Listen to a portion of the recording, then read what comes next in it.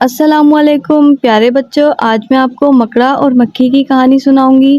کسی باغچے میں ایک صحت مند مکھی رہتی تھی، قریب ہی اس کے ایک مکڑا بھی رہتا تھا۔ وہ اس مکڑے کے جال کے پاس سے روز گزرتی لیکن کبھی بھی جال میں نہ پھنستی۔ مکڑا بہت دنوں سے اس مکھی پر نظر لگائے بیٹھا تھا۔ وہ نئے نئے انداز سے جال لگاتا لیکن مکھی کبھی بھی نہ پھنستی۔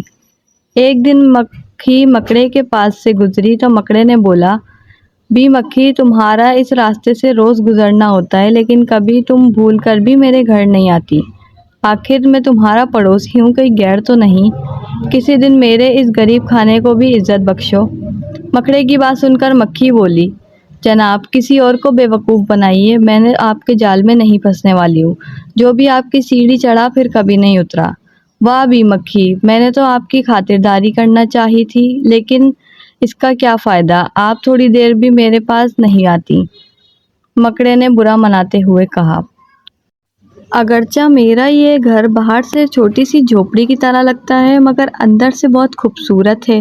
یہاں تمہارے دیکھنے کے لیے بہت سی چیزیں ہیں، دروازوں پر باریک پردے، دیواروں پر آئینے ہیں اور مہمانوں کے لیے آرام دہ بستر ہیں۔ مکڑے نے ایک بار پھر کوشش کی، یہ سب کچھ تو ٹھیک ہے لیکن میں تمہارے گھر آؤں یہ امید نہ رکھنا۔ تمہارے نرم بستروں سے تو اللہ بچائے، جو ایک بار ان پر سو گیا وہ کبھی اٹھ نہ سکا۔ مکھی نے صاف انکار کرتے ہوئے کہا۔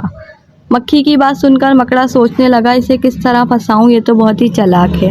پھر مکڑے کے ذہن میں ایک ترکیب آئی۔ اس نے سوچا، خوش آمدید ایک ایسا راستہ ہے جس کے ذریعے جھوٹی تعریفیں کر کے لوگ بیوقوف بنا سکتے ہیں۔ یہ سوچ کر مکڑے نے مکھی سے کہا، اللہ نے تمہیں اتنا بڑا رتبہ دیا ہے، جو ایک نظر آپ کو دیکھے آپ کا دیوانہ ہو جاتا ہے۔ آپ کی آنکھیں ہیرے کی طرح ہیں اور جو آپ کے سر کا تاج ہے بہت ہی خوبصورت ہے۔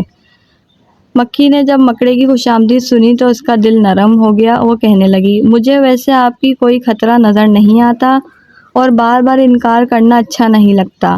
آپ اتنا اصرار کر رہے ہیں تو میں آپ کا دل توڑنا نہیں چاہتی۔ یہ کہہ کر مکھی اپنی جگہ سے اڑی۔ جیسے ہی وہ مکڑے کے پاس آئی، مکڑے نے اچھل کر اسے پکڑ لیا۔ مکڑا کئی روز سے بھوکا تھا، اب اس نے آرام سے پیٹ بھر کر ذرا سی دیر میں مکھی کو چٹ کر لیا۔